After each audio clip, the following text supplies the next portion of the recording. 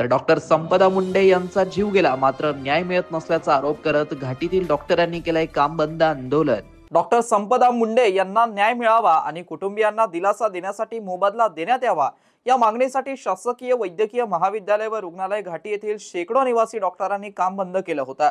जोपर्यंत न्याय मिळत नाही तोपर्यंत लढा सुरू राहणार असं म्हणत डॉक्टरांनी सेवा बंद केली होती। तर काम बंद केलेल्या निवासी डॉक्टरांनी एडीएन सोबत बोलताना अधिक माहिती दिली आहे। दुर्दैवी ही घटना घडलेली आहे। 10 दिवस या घटनेला होऊनही आज डॉक्टर संपदा मुंडे यांना न्याय मिळत नाही। ही खूप दुर्दैवी घटना आहे आपल्या सरकारप्रती, आपल्यासाठी, आणि यासाठी आम्ही लवकरात लवकर न्याय मिळावा ही आमची आज मागणी आहे।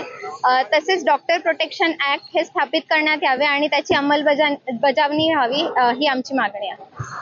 आमच्या मागण्या अशा आहेत की SIT स्थापन झाली पाहिजे आणि इन्व्हेस्टिगेशन ऑफिसर आहेत सगळी टीम नवी झाली पाहिजे।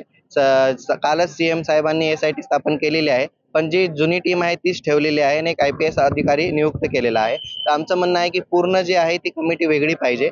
त्यानंतर त्यांच्या घरच्यांना कंपन्सेशन म्हणून 5 करोड रुपये भेटले पाहिजे व त्यांच्या घरचे जे एलिजिबल असेल त्यांना एक सरकारी नोकरी भेटली पाहिजे, कारण त्यांच्यात जे कमवणारी होती ती आपली संपदा ताईच होती।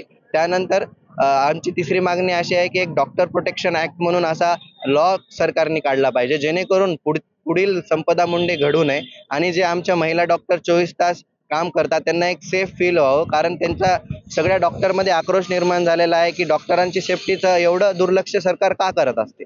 नेहमीच बघत असता तुम्ही डॉक्टरांवर मारहाणी होते, त्यांची सेफ्टी कमी आहे, महिला डॉक्टरांना काम करताना सेफ फील होत नाही। त्यामुळे आमची मागणी आहे की सेफ्टी झाली पाहिजे, SIT स्थापन झाली पाहिजे व जी केस आहे ती फास्ट ट्रॅकमध्ये झाली पाहिजे। कारण 10 दिवस झाले अशा केसला, जी केस खूप अशी दुर्दैवी आहे त्याला 10 दिवस उलगडून गेले आणि त्याच्यावर आज पण काही झालेलं नाही।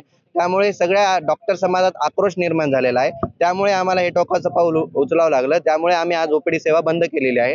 2 दिवसानंतर वॉर्ड सेवाही बंद होणार आहे। आरोग्य सेवेवर जो परिणाम होतो याला जबाबदार कोण? याला सर्वस्व जबाबदार सरकार आहे, कारण 10 दिवसापासून आम्ही त्यांना निवेदन दिलेलं आहे। त्यानंतर आम्ही 5 दिवस झालं शांतीत प्रोटेस्ट करत आहोत। आम्ही कॅन्डल मार्च केला, आम्ही ब्लॅक रिबन लावून सेवा दिली, तरी पण सरकारने आमच्याकडे लक्ष केलं नाही। त्यामुळे 10 दिवसापासून जर तुम्ही दुर्लक्ष करत असाल तर आम्हाला हे टोकाचं पाऊल उचलावं लागेल।